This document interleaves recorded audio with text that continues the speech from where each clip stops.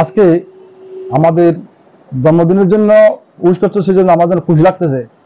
সবচেয়ে অধিক দুঃখ লাগতেছে এই জন্য যে গাজায় ইসরায়েলের বাহিনী যেভাবে যেভাবে আক্রমণ করতেছে, নারী শিশু গর্ভবতী মায়ের উপর হামলা করতেছে, শিশুদের উপর হামলা করতেছে, যেভাবে বোমিং করতেছে, বড় বড় ভবন ধ্বংস করে মসজিদ ধ্বংস করতেছে, এগুলো দেখে কান্না আসতেছে। আচ্ছা ভাই, একটি আসলে এই বিষয়টা আমাদের মুসলিম বিশ্বের উচিত এক মুসলমান আর এক মুসলমানকে রক্ষা করা।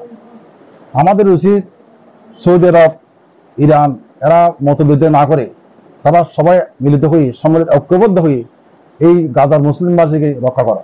কারণ গাজাতে এই যে ফিলিস্তিন, এটা মুসলিম রাষ্ট্র। আমরা জানি যে আকসা মসজিদ আকসা থেকে আমাদের প্রিয় নবী সপ্তম আসমানে গিয়েছিল, আমাদের যে নামাজ এনেছেন ওখান থেকে আমরা সবগুলো পাচ্ছি। তাহলে যে মসজিদ এত ইসলামের এত বড় একটা গুরুত্বপূর্ণ স্থান, ওই স্থানের এলাকাতে এইভাবে যে অত্যাচার হচ্ছে, আমাদের মনে হয় আমাদের এই সৌদি আরব, ইরান, ইরাক তারা পার্শ্ববর্তী দেশ সব মুসলিমদের এক হয়ে তাদেরকে রক্ষা করা উচিত ছিল এবং এটাকে ইসলামের রাষ্ট্র ঘোষণা করে ইসলামের রাষ্ট্র ঘোষণা করে তাদের ইহুদি নসার থেকে তাদের বাঁচানো উচিত ছিল। তারা না করে এটা ভুল করতেছে।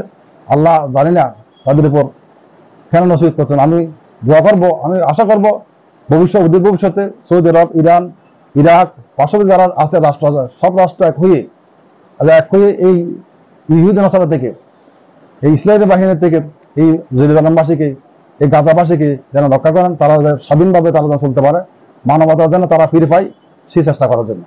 ষড়যন্ত্র হচ্ছে এই বিষয়টি যুগে যুগে তো এইভাবে হচ্ছে হয়ে আসতেছে। যেমন স্বাধীনতার পরে বঙ্গবন্ধু শেখ মুজিবুর রহমান যেভাবে আমাদেরকে একত্রিত করেছিলেন, ওনারা পর্যন্ত অস্বীকার করতে পারেন। কিন্তু স্বাধীনতার পরে উনি যেটা করেছেন সরে গেছেন, ওনার মূলনীতিতে সরে গেছেন। ওনার যারা সংঘবঙ্গ আছে তারা যেন মূলনীতিতে সরে গিয়ে যেগুলো করছে, হ্যাঁ, কখনো তারাও তো এই সংসদ সদস্যকে নির্বাচন না করে নির্বাচিত ঘোষণা করছে, এগুলো চলে আসতেছে। এখন আমরা এই যে 15-16 বছর থেকে যেটা আমরা কষ্টে ছিলাম, আমরা গণতন্ত্র নির্বাচিত ছিল, সেটা আমরা ফিরে হয়েছি ছাত্র আন্দোলনের কারণে, বৈষম্য বিরোধী আন্দোলনে আমরা আমাদের বিএনপি ভারপ্রাপ্ত চেয়ারম্যান তারেক রহমান হাজার হাজার মাইল দূর থেকে নেতৃত্ব দিয়ে আমাদেরকে এই যে আন্দোলনে সফল করার জন্য আমাদের যুবদল, ছাত্রদল, বিএনপি সব লোকের তখন একত্রিত ছিল এবং তাদেরকে সহায়তা, আর্থিক সহায়তা থেকে কোনো কিছু বাদ রাখা নাই।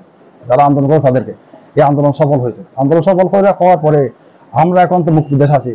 এবারে ঈদতে দেখেন, আপনি দেখবেন ঈদের সময় আমরা এবার খুব উৎফুল্লভাবে চলেছি, খুব আমাদের সবাই হাসি মুখে মানে ফ্রি মুখ করতে পারছি। অনেক সময় দেখো অনেক জায়গায় মিছিল হয়েছে, এইভাবে তো হয় না। এই 15-16 বছর মধ্যে মানুষ এখন মুক্ত। তবে একটা কথা কি, এই যে বৈষম্য বিরোধী ছাত্র আন্দোলন, তারা যে এটা একটা মুভমেন্ট দিয়েছে, তাদের এটা ছিল না আগে, তাদের ছিল কোটা আন্দোলন, তারা এটা সরে গেছে। তারপরে দল তো গঠন করতে পারে, দল গঠন করছে এটা নয় যে তারা সামনে কিছু করতে পারবে।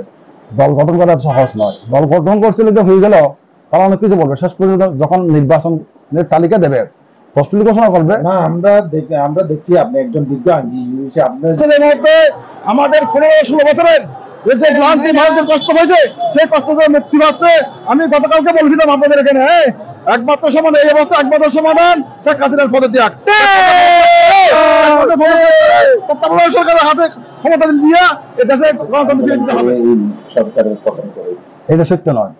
তারা তো বলেছিল যে সাবজি আলম যে বলছে যে আমাদের এই আন্দোলনকে আমরা কারো রাজনীতি নেব না। তারা তো আগের 2 দিন আগে বলছে, তাহলে বলছে না তাদের আন্দোলন। তারা তো ওই আমাদের হারুনের কাছে গিয়ে তারা মুসলিকে দিয়া কি বললো, এগুলো তো আন্দোলনের শেষ।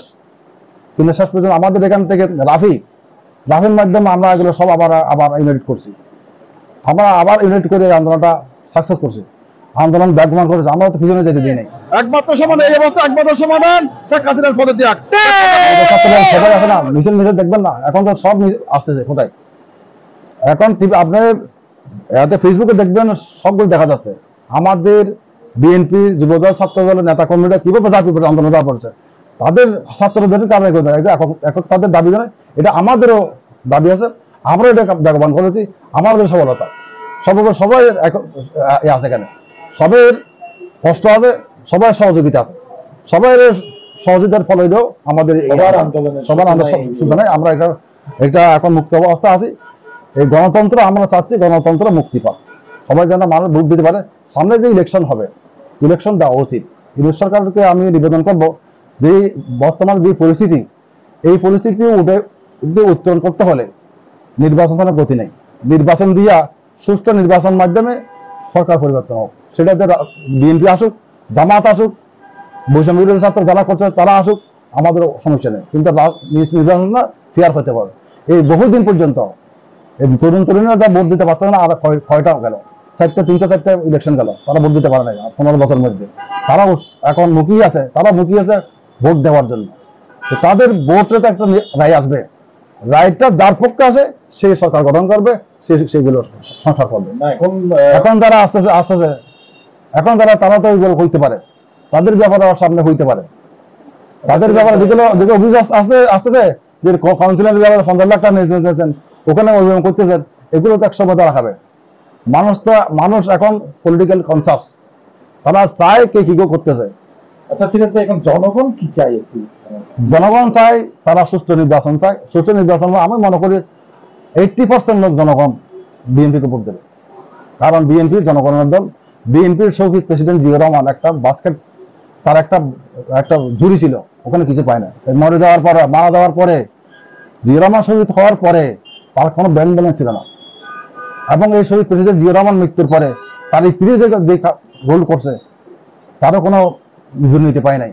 দেখেন না, এই যে তাকে যে মামলা জেল দিল 6 কোটি টাকার জন্য, 6 কোটি টাকা 12 কোটি হয়ে গেছে, 1200 কোটি টাকা হয়ে গেছে। তাকে একটা টাকাও ওখান থেকে ফান্ড থেকে নেওয়া নাই। তারপরে প্রেসিডেন্ট হাসিনা তাকে অন্যায়ভাবে শাস্তি দিয়েছে, কারণ এখন দেশ মুক্ত, বিচার বিভাগ মুক্ত, বিচার বিভাগে তাকে সব মামলা থেকে খালাস দিয়েছে। আর সে তার ছেলে, এখন তার ছেলে আমাদের ভারপ্রাপ্ত চেয়ারম্যান তারেক রহমান, তারেক দিয়েও কোনো অন্যায় করবে না, কোনো দুর্নীতি করবে না।